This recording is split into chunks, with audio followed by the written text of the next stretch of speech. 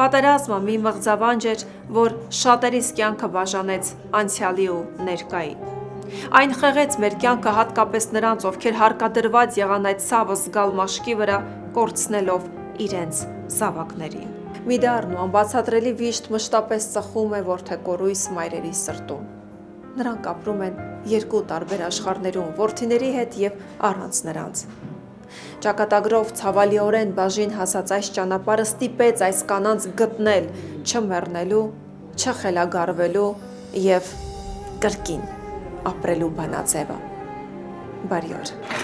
Ապրողներն օգնեցին նրանց, օգնեցին չխելագարվել, մաքարել, տառապել, բայց և անցնել բաժին հասած ճանապարհը։ Չէ՞ որ այս կանանց կողքին կան մարդիկ, ընտանիքի անդամներ, հարազատներ, բարեկամներ, որոնց համար նույնպես գոյատևել է պետք։ Այս կանանցից յուրաքանչյուրի աչքերում դաջված են իրենց հերոս որդիների պատկերները, հավերժ կենդանի, հավերժորեն անմահացած։ Արի 2 ամիս ծառայում էր ու այդ չարաբաստիկ պատերազմը սկսվեց։ Դեպքը պատահել է հոկտեմբերի 10-ին։ Մանրամասները չեմ ուզում այնքան էլ ասեմ։ Ինձ միշտ թվում էր, որ Տիգրանին ոչինչ չի պատահի։ Ինձ թվում էր, որ Տիգրանը այն տեսակետն էր պատկանում, որ ամենաանելանելի վիճակից նույնիսկ դուրս կգա, բայց արի ուտես, սա պատերազմ էր։ Միշտ ուզեցել է սահմանի լինի, բայց դա մենք չենք պատկերացրել։ Մեկ ամիս կռվի դաշտում են եղել եւ ասում էի, էլ ուժ չունեմ, գոնե 2 օրով արի գնա։ Մամ ասում էր, ես 18-19 տարեկան տղաներին չեմ թողնի կամ մամ գիտես չէ, որ ինձնից լավ տղաներ են զոհվում։ Ինչ էլ լինի, դուք ձեզ լավ կնայեք։ Դե չի կարելի ասել, որ կյանքներս մնացել անույն է, բնականաբար։ Փորձում ենք ապրել ապրողների համար։ Փորձում ենք ինչու ոչ ապրել մեր անմահ հերոս տղաների համար, որովհետև իրենք այն քայլին են գնացել,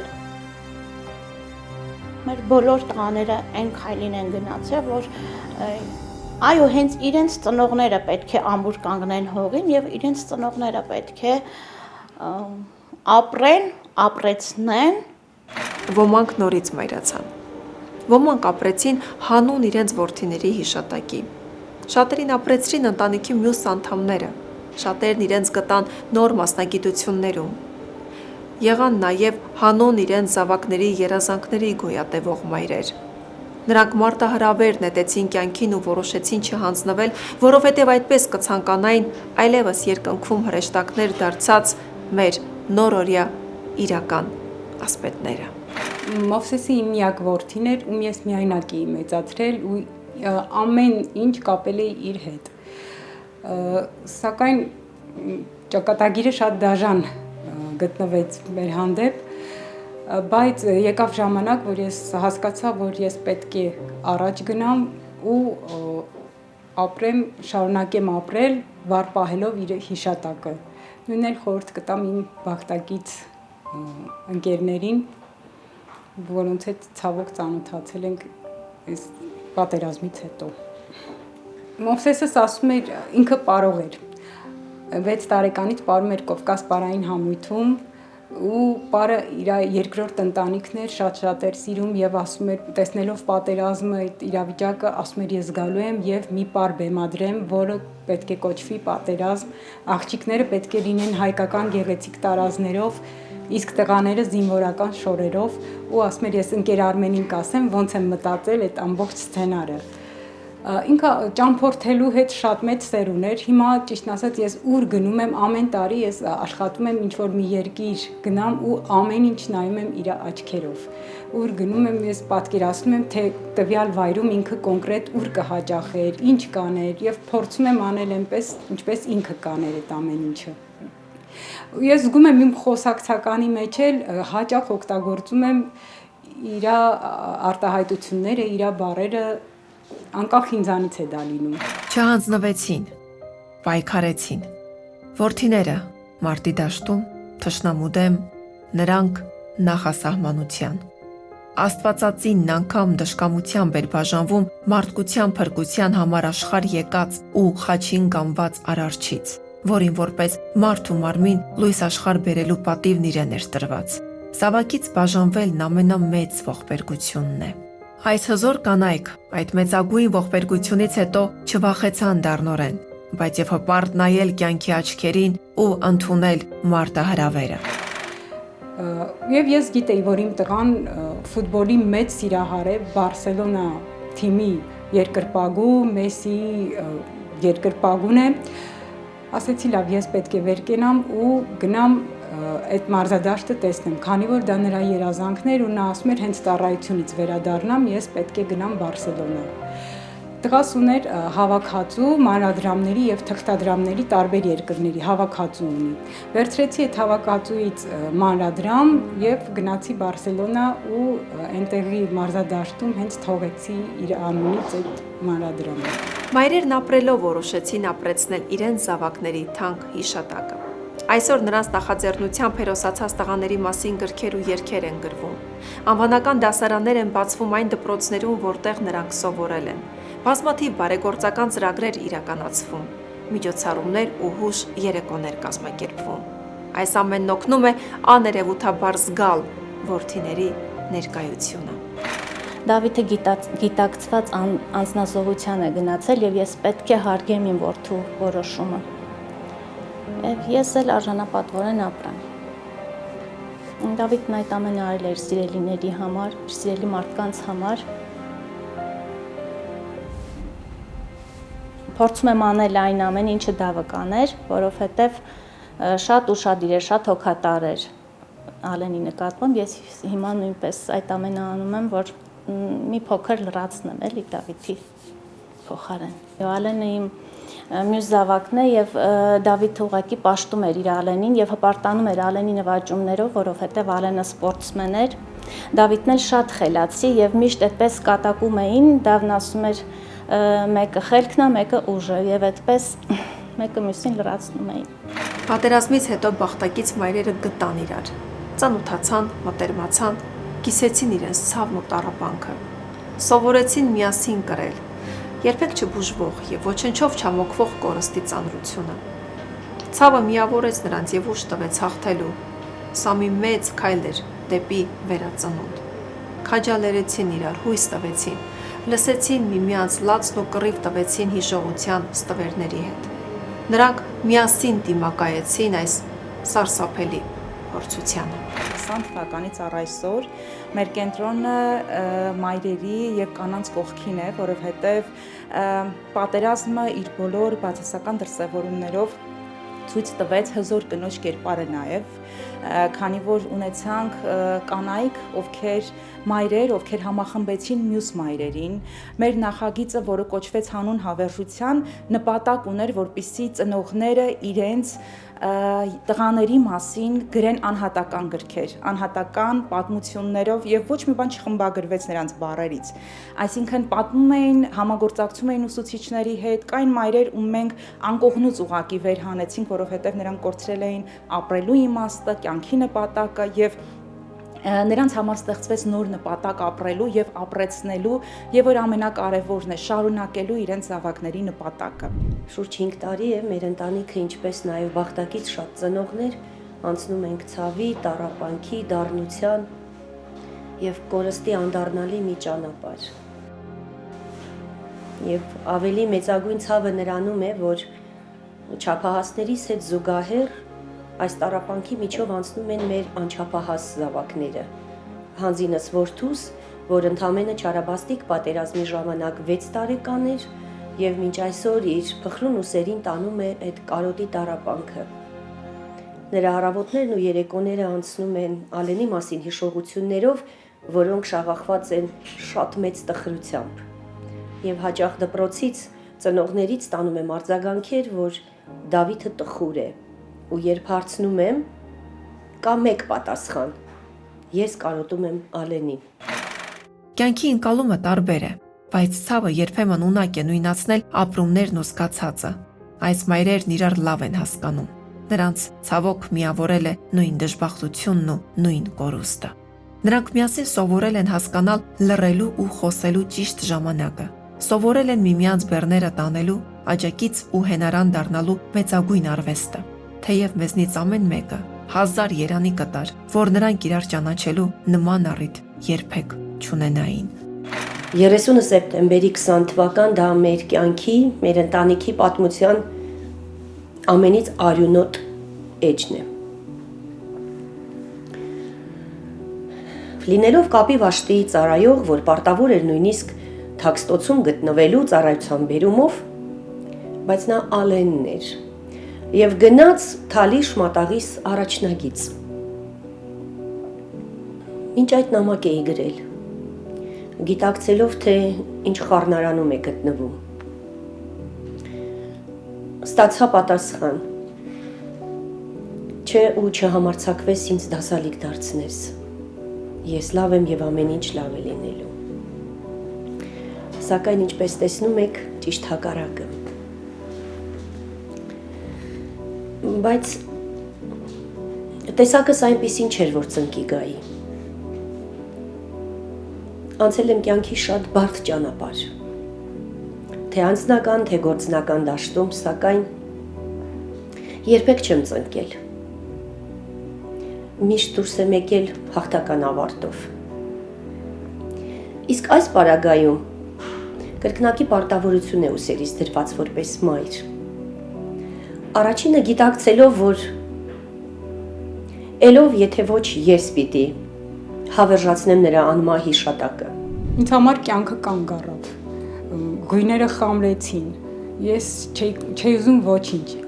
Ես այն աստիճանի ինձ կորցրել, որ նույնիսկ դիմում գրեցի իմ սիրելի աշխատանքից ազատվեցի։ Ուզում էի ամբողջ օրը հեռախոսս վերցնել ու տղայիս նկարներն ու վիդեոները նայել։ Միայն դա էի ուզում։ Ժամանակի ընթացքում ես սկսեցի անընդհատ հիշել, թե ինչ երազանքներ ուներ որդիս։ Ու ասեցի, երևի ես պետք է փորձեմ իրականացնել գոնե իր երազանքների մի փոքր մասնիկը, ինչքանով որ կկարողանամ։ Տղաների շատերը տարբեր կերպերով կանխազգացել էին իրենց վախճանը։ Մայրերի համար այս իրողությունն ընդունելը ծանր ու անտանելի էր, բայց այլընտրանք չկար։ Նրանք որոշեցին ապրել ու ապրեցնել իրենց որդիների անունները։ Իրականացնել նրանց կիսատ թողած երազանքները այդպիսով հերքելով մահն ու ֆիզիկական բացակայությունը,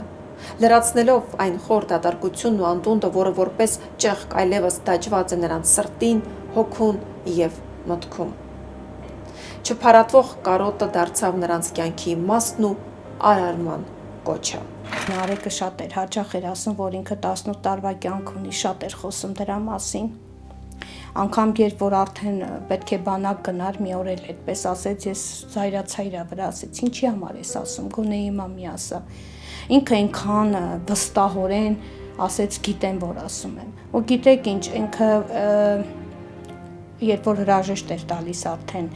գնում էր ծառայության, ինքը ասել էր, որ Արցախից հետ չի գալու։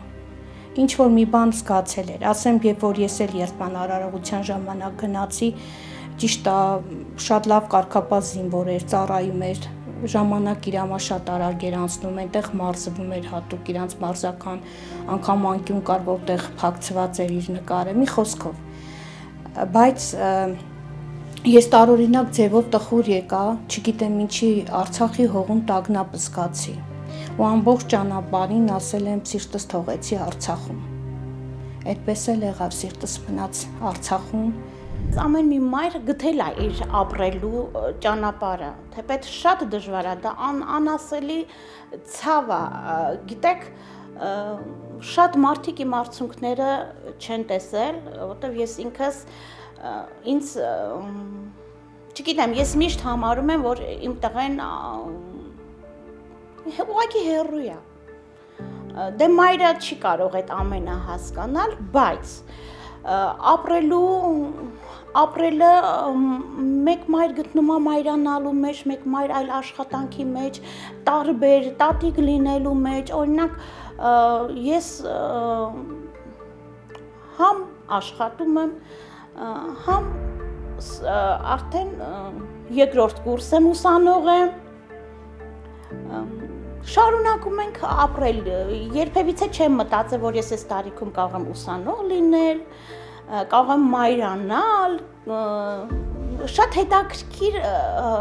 ճանապարհներ ա բացվում, չեն թողնում մեր տղաները, մենք ինչ-որ ամեն մեկին մի ճանապարհ բացում ա։ ԴՆԹ-ի արդյունքում մենք գտանք Դավիթին հունվարի 26-ին եւ հրաժեշտ տվեցինք հունվարի 28-ին։ Եվ հենց այդ օրն էլ հունվարի 28-ին այդ հրաշքը, որ ես հավատում էի, որ լինում է, հասկացա, որ հրաշքներ չեն լինում։ Ամենայն դեպս մեր պարագայում հրաշքներ տեղի չունեցան։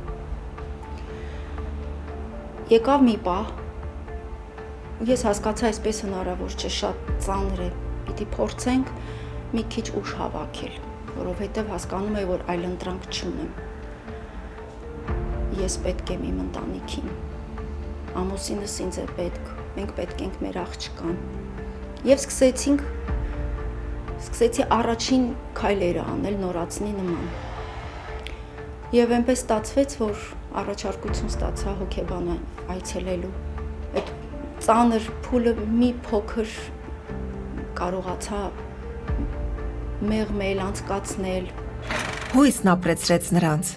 հավատը սնեց, սերը սորացրեց, տոկալու, գիտակցելու, ընդունելու եւ արժանապատվորեն կրելու դառնությունն ու ճակատագրի ծանր բեռը։ Ոչ ոք չի կարող մեղմել ու փոքրացնել ցավը։ Դա անհնար է, բայց կյանքը հրամայեց նրանց ապրել հիշելով, ապրել կիսատը լրացնելով, ապրել ճիրագործված երազանքներին մարմին ու շունչ տալով։ Ինչպես եմ ապրում եմ Դավիթի սիրով, էլի հիմա էլ ինքը կա մեզ համար, իրենք բոլորը մեր տղաները բոլորը կան եւ անընդհատ իրենց սերը պարուրում է մեզ, ամեն քայլափոխի դա զգում ենք, ասեմ, որ ինքը շատ էր սիրում եւ կյանքը եւ մարդկանց եւ շատ պայծառ էր ու երբեմն երբ որ մռայլվում եմ, կամ ես կամ ուրիշները հիշեցնում են կամ ինքս էլ եմ հիշում արդեն, որ Դավիթը կուզենար այսպես տեսնել ինձ, իհարկե չէր ուզենա։ Դավիթը եւ մեր տղաները, մեր հերոսները ինչի գնացին, որ մենք ապրենք, որ մեր երկիրը գոյատևի։ Ուրեմն մենք պիտի ամեն ինչ անենք, որպեսզի կարողանանք եւ ապրել եւ ապրեցնել եւ կարեւորը, որ այդ սերը շատանա։ Մենք իրար սիրենք, իրար համար անենք լավ բաներ եւ մտածում եմ, դե իրենք հրեշտակներ են, երկնային զորքում են, իրենք էլ վերևից տեսնեն եւ ուրախանան, հասկանան, որ իրենց զոհաբերությունը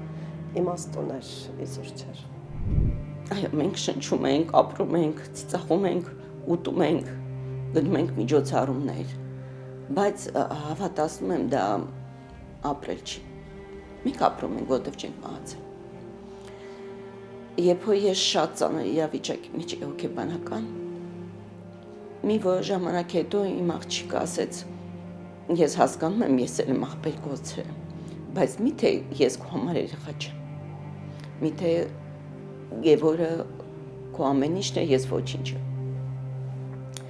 Եվ հիմա եթե ես ընկնում եմ շատ խոր հոգեկան ծանր ավելի վիճակի մեջ, ես անդադ ինձ եմ բառերն հիշացնում,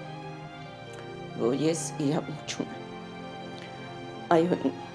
ինձ համար ամեն ինչ միևնույնն է բացարձակապես։ Բայց ես չեմ կարող թույլ տամ, որ իմ երեխան մենակ մնա, առանց մայր մնա։ Դա այդ բառերն են, որ ինձ ուժ են տալիս, որ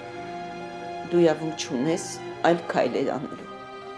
Պատերազմը դժբախտաբար կռեց ուժեղ ու աննկուն հայ կնոջ մի նոր հավաքական կերպար։ Տառապանքը սնսպող, թաքցնող, ցավի մեջ ամրացած մայրեր, որոնք այլևս ապրում են հանուն իրենց հերոս որդիների, նրանց մահվանն ընթառաջ գնալու գիտակցված որոշումն արժանապատվորեն կրելով։ Ես չունեի ոչ մի բան, ինչից կարայի կարճեի, նպատակ դարձնեի ու դրա համար ապրեի, որտեղ ես չունեի ուրիշ բալիկ։ Ես չունեի ինչ-որ մեկ ում համար կուզեի ապրեի, իմ համար կյանքը ավարտված էր։ Բայց ուղղակի ֆիզիոլոգիապես կյանքը շարունակվեց։ Իսկ երբ որ հասկացար, որ դու միևնույն ապրում ես, Մի պահի հասկանում ես, որ եթե ապրում ես, արդեն պետք է վերադառնաս սոցիում, վերադառնաս իրականություն ու փորձես ապրես պատվով։ Եթե ինքը ապրելան հենց որ ես կյանքում գլուխս չեմ կախել, ուրեմն ես պետք է ապրեմ հենց որ ինքը հանկարծ իրան բաց չզգա ոչ մի իրավիճակում։ Ես վստահ եմ, որ իրանք մեզ տեսնում են, ես վստահ եմ, որ իրանք մեր կողքին են, ես վստահ եմ, որ ես կատարում եմ այնպիսի քայլեր, որ ինքը իրան լավ ազգում։ Երբ որ կորստից խելագարված էի ու չէի կարողանում, առիթ ունեցա շփվելու մեր սիրելի հերոսամայրերի հետ, երբ որ մենք միմյանց հետ շփվեցինք, հասկացա, որ իրար հետ, իրար պատմելով, կիսվելով մենք կարող ենք հաղթահարել, եւ օրերից մի օր կազմակերպվել էր հանդիպում, շատ հետաքրքիր բան էին արել, մեր տղաների նկարներն էին, ամեն մեկս տեսավ իր տղայի նկարը եւ նկարի տակ գրված էր՝ «Մամ, ապրիր, որ ապրեմ»։ Եվ ես այդ օրը հասկացա, որ ես պիտի ապրեմ, որ նաև Դավիթս ապրի, եւ մտքից դրեցի գրել, հիշել նրա ամեն մի լավ, բարի խոսքը, ընդ որում, երբ որ մտածում էի, զարմանքով էի հիշում, որ ինքը այնքան հասուն բաներ ուներ, այն ժամանակ ես այդպես չէի պատկերացնում։ Մի շատ գեղեցիկ խոսք ուներ, ասում էր. «Մամա, դու պետք է լինես վեհ, ես պետք է լինեմ վեհ», եւ ինձ թվում էր, թե ինքը դա միայն ինձ է ասում, հետո իր ընկերները պատմեցին, որ բոլոր ընկերներին էլ ասել են։ Նրանք իրենց որդիներին թողեցին պատերազմի կրակներում, եւ ժամանակն իզորու չեղավ բուժել հոգիներում կարծրացած ցավը։ Մայրերը դարձան կանգուն լռություն, ընկերանալով արտասուքին ու վշտին։ Բայց ուժ գտան ու շարունակեցին ապրել, հանուն իրենց որդիների վառ հիշատակի, ամեն բացվող օրվա մեջ նրանց կիսատ երազանքների պատառիկները փնտրելով։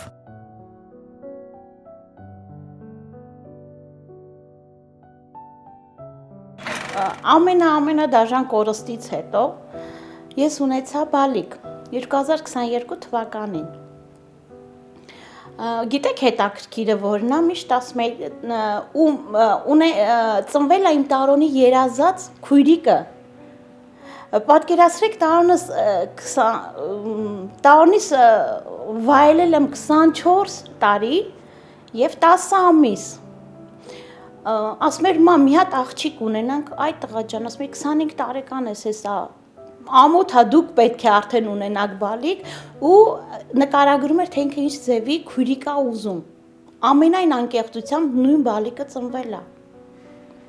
Հրաշք, ինքը մի հատ հրաշք է, բոլոր տեսնողները դա փաստում են, եւ ասում էի Տեր Աստված, եթե ես կունենամ բալիկ, գոնե ունենամ աղջիկ։ Լուսես բերել է նոր կյանք, նոր շունչ։ Չգիտեմ, եթե իմ տարիքը ներեր, բնականաբար լուսեով չենք սահմանափակվելու։ Ամեն օր ասում եմ, շնորհակալ եմ Տեր Աստված քեզանից, իմ տարոնին տարել ես, քո աջ կողքում ես պահում։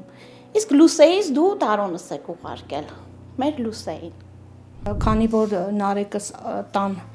առաջնեկներ եւ Նարեկից կրսեր եղբայրը Սարգիսս ինքնահորդոր է, իր հորդորով ա եղել, անկեղծ եթե լինեմ, ես այդպես նպատակ չեմ ունեցել, նախ համ տարիքի հետ կապված, համ առողջականի, համ էլ մտածում էի, որ Սարգիսը շուտով իր ընտանիքը կկազմի, ես էլ իմ թոռնիկներով կուրախանամ, ասեց մամ, շատ եմ ուզում, որ մեր տանը նորից երեխա լինի, ու ինքը հատկապես ուզում էր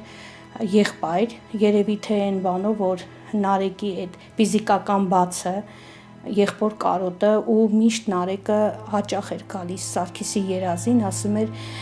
ես ողջ եմ, կենթանի եմ, գալու եմ։ Օրերից մի օր պատահական, Աստծո կամոք իմացա, որ բալիկ եմ սպասում։ Այդպես բնականաբար առաջի լուրը ոգևորված պահել էի, որ Սարգիսս իմանար, դա նկարագրելի էր այդ պահը։ Սարգիսի համար, չգիտեմ, ինքը երևի թե ինչի Աստծո կամոք, որտեվ Աստված երևի տեսավ, որ որդիս այնքան է փափագում եղբայր ունենա մեր տանը երեխա, աղոթքներ իրա տեղ հասավ, այսպես ասած։ Շատ մեծ բան է փոխվել Ռոբերտի ծնունդը, շատ այն որ իրականում մինչև չես պատկերացնում, բայց երբ որ այդ փոքրիկ երեխան քեզանից ավելին նա պահանջում, անկախ քեզանից ժպտում ես, ծիծաղում ես, երգում ես, որովհետև ինձ էր նայում 6-ամյա Դավիթը իր լուսավոր, պայծառ, բայց տխուր աչուկներով, որ բնականաբար ուներ իմ աջակցության կարիքը։ Եվ մայրական այն սերը, այն հոգատարությունը, այն մշտական ուշադրությունը, որով պարուրել եմ Ալենին, պարտավոր էի տալու նաև կրտսեր զավակիս։ Նրան եւս տանելու աշխարհի թանգարաններով, պատկերասրահներով, որտեղ Ալենի հետ շրջագայել էինք աշխարհի 21 պետության հարյուրավոր քաղաքներ, եւ մեր այցելության վայրերը դրանք գրադարաններն էին, գրախանութները, պատկերասրահները, թանգարաններն ու մշակութային օջախները։ Ոստի եւ հավաքեցի ինձ, որպեսի ամուր կանգնեմ հողին։ Երանի այս մայրերից ոչ ոք պատճառ չունենար հպարտորեն կրելու հերոսածին լինելու կոչումը։ Երանի նրանցից ոչ ոք ստիպված չլիներ անցնելու այս դաժան ճանապարհը։ Երանի մենք էլ այս մասին խոսելու առիթ չունենայինք։ Բայց հայրենիքին իրենց կյանքն անխնա նվիրաբերած այս մեծազոր տղաները չէին կարող ունենալ պակաս ուժեղ մայրեր։ Այս մայրերն իրենց ստիպելով կանգնեցին ու առաջ շարժվեցին հանուն որդիների հիշատակի, հանուն իրենց ընտանիքի, հանուն այն զավակների, որոնք տանն իրենց հոգատարության ու մայրության կարիքն ունեն։ Կա երկնքում հանդիպման հույս։ Հույսն է երկրի վրա տրված ճանապարհն անցնելու այս կանանց միակ փարոսը։ Յուրաքանչյուր արարքի ու գործողության, անելիքի ու ասելիքի մեջ նրանք փնտրում են իրենց որդիների ներկայությունը։ Մոտովի պատկերացնում նրանց արձագանքը։ Նրանք այդպես էլ չեն բաժանվել իրենց զավակներից։ Պատերազմն ու իրականությունն իզորու չեն կտրել մայր-որդի աստվածային կապը։ Այդ կապը հավիտենությունից է տրված, ունի հավիտենական կնիք եւ երբեք չի ավարտվում։ Այդ կապն է նրանց մղում վերածնության։ Տիգրանը այնպեսի մի կերպար էր, ուժեղ կերպար էր, որ նույնիսկ անցել է այսքան տարիներից հետո երբ որ ես նայում եմ Տիգրանի հոլովակը, երբ որ նայում եմ Տիգրանի նկարները, ինձ թվում է Տիգրանը ամենուր է, Տիգրանը իմ կողքին է, ու մեկ էլ ինձ թվում ասում եմ ես ոնց եմ ապրում այսքանից հետո, որովհետև եթե Տիգրանի մի բան լիներ, ես հաստատ չէի ապրի, ճիշտն ասած Տիգրանի միակ որդին էր։ Ու արի ուտես ապրում եմ, զարմանալին էլ այն էր, որ միշտ ես էի բոլորին ուշ տալիս ու ասում էի, որ ոնց որ Տիգրանն է եղել ուժեղ կերպար, կամ ես եմ Տիգրանի նման, կամ Տիգրանն է իմ նման, երևի թե Տիգրանն էր, որ ինձ ուժ է տալու, ու մինչև այսօր ես այդ ամեն ինչով ապրում եմ Տիգրանից ներկայությամբ։ Մայրերից շատերին ապրեցնում է հանդիպման հույսը։ Նրանք հավատում են, որ մի օր երկրի վրա որոշված ժամին ավարտվի ամեն մեկին բաժին հասած կյանքը, նրանք իրենց սիրասուն որդիներին երկնքում տեսնելու եւ կրկախառնվելու հնարավորություն կունենան։ Մի օր այնտեղ վերևում մեծ տոնախմբություն է լինելու։ Մի օր նրանց սրտերը դարձյալ ֆիզիկապես միանալու են իրար, արդեն հավերժորեն։ Պիտի ապրեմ, որովհետև Տիգրանս այդպես կուզենար, հաստատ գիտեմ։ Ասում եմ, եթե հանկարծ վաղը մի սոր ես կգնամ կհասնեմ Տիգրանից, կիմանա իր բարի մաման իրան միացել է։ Փորձում եմ խոսալ, փորձում եմ ասել, որ կներես, որ դու տեղ ես, ես չէ։ Որ հակառակը պետք է լիներ։ Հերոսածին այս մայրերը նմանվեցին իրենց որդիներին, սխրագործվեցին առաջ գնալով, ոտքի կանգնելով երբեմն կյանքի գնով։ Կյանքը չմնաց նույնը, բայց ապրել ու շարունակել պետք էր։ Սեր կար, կիսատ մնացած։ Այդ սեր իրենց որդիների փոխարեն այս մայրերը սփռեցին իրենց շրջապատում, չընկրկելով ու չչարանալով։ Մայրը կենսական աղբյուր է։ Նրանցից է հոսում կյանքը։ Հերոսածին մայրերից կրկնակի կյանք է հոսում, ապրեցնող, ուժ տվող, սթափեցնող։ Նրանց առջև խոնարհվել է պետք։ Նրանց հավիտյան շնորհակալ լինել է պետք։ Նրանց աչքերում հույսի շողը չմարելու պատասխանատվություն կրել է պետք։ Դա ամեն մեկի սպարտքն է։ Պատերազմը թևաթափ արեց նրանց, վերցնելով թանկ բաժինը։ Ապրողները պարտավոր են զավակ լինել նրանց համար։ Եռաբլուրում օդում սավառնող հազարավոր երկխոսություններ կան։ Դրանք կյանքն ապրելու որոշում կայացրած մայրերի ու իրենց կյանքն ազգի, երկրի, պետության ու հայրենիքի համար զոհած որդիների անվերջ զրույցներն են։ Չավարտված հարցեր, որ յուրովի պատասխաններ են գտնում։ Որդիները մայրերին հրամայում են ապրել, գտնել կերպը, փնտրել երգն ու ապրել։ Մայրերի ափերում են կերտվում հայրենիքն ու պետությունը, ազգերն ու ժողովուրդները։ Մայրերն են մահվան ճիրանների մեջ խաղաղություն փնտրող որդիներ, դաստիարակողներն ու կրթողները։ Մայրերն են հայրենիքի նվիրյալ սերունդ տվողները։ Նրանք են հիմքը, ակունքը, արմատը։ Մենք գիտակցում ու կիսում ենք ձեր ցավը, հերոսածին մայրեր։ Մենք մեկնում ենք մեր ձեռքը, ձերը լինելու մեծ ցանկությամբ։ Ձեր առաքելության մեծությունն անսահման է, զուրկ չափումներից։ Դուք կոչված եք լինել մայրեր հերոսների։ Հավերժ փառք հայրենիքի համար զոհասեղան ելած ձեր լույս որդիներին։ Քանի որ հաղորդաշարը նվիրված է մայրության եւ գեղեցկության տոնին, ուստի սրտիս խոսքը ուզում եմ ուղղել ոչ միայն բախտակից մայրերին, այլ հայ մայրերին ընդհանրապես։ Եվ տեղին է նշել մեծն Նժդեհի խոսքերը. մայրերի ափերում փնտրեք ազգերի փրկությունը, որովհետև ինչպես Շիրազն է սիրում ասել, մեր ներսի պատն է մայրս, մեր դրսի պատն է հայրս, եւ մայրերն են, որոնք իրենց փխրուն ուսերին տանում են երեխաների կրթության, դաստիարակության պատվաբեր հոգսը, տանում են ընտանեկան օջախի վառ պահելու հոգսը, ուստի մեր մայրերի ձեռքերում շատ բան կա։ Ուզում եմ, որ հայ մայրերը լինեն առողջ, ուժեղ, կայացած, ինքնաբավ եւ ներդաշնակ իրենց հետ, որպիսի կարողանանք համատեղ ուժերով հզորացնել մեր պետությունը, դաստիարակելով կիրթ ու գրագետ երեխաներ։ Մահով չի ավարտվում ամեն բան։ Մենք ունենք մեր կողքին բազմաթիվ մարդիկ, ովքեր ֆիզիկապես կան, բայց գուցե այդպես ասեմ մահացած են մեզ համար։ Այսինքն չկա հուզական կապ, մարդիկ ունեն իրար կողքին, բայց չեն ճանաչում իրար, չեն ցանկանում իրար տեսնել, այսինքն այստեղ կարծում եմ, որ առաջնային է ոչ թե ֆիզիկական ներկայությունը կամ բացակայությունը, այլ մեր հուզական կապը տվյալ մարդու հետ։ Քանի դեռ նա այստեղ ապրում է, ուրեմն նա մեզ համար կենդանի է։ Պիտի ուժ հավաքեն, տարբերակ չունենք, պիտի ապրենք, որ ապրեցնենք մեր նահատակված տղաներին, իրենք իհարկե մեր մեջ են, իրենք կան, ուղղակի ֆիզիկապես մեզ հետ չեն։ Շատ խոսենք մեր տղաների մասին, ես սիրում եմ խոսել, անդադար խոսել իմ երեխաների մասին, պիտի խոսենք, որ իրանք միշտ հավերժ մնան։ Այսպես մի խոսք կա, ասում են, ինչքան մարդը կենդանի է լինում, այնքան ժամանակ, ինչքան իր մասին խոսում են։ Մինչև վերջել ես պիտի իրենց մասին խոսեմ ու պատմեմ։ Ամենաառաջինը ցանկանամ, որ այլևս երբեք ոչ մի մայր թացք աչք չունենա իր որդու համար, իր երեխայի համար։ Թող չգիտեմ, սիրով լցվի։ Մեր մայրերից շատ բան է գալիս, մեր ապակասերունդն է գալիս մեզանից։ Շնորհավորում եմ բոլոր կանանց եւ աղջիկներին մայրության եւ գեղեցկության տոնի առթիվ, թող նրանք միշտ լինեն գեղեցիկ, միշտ ժպտան եւ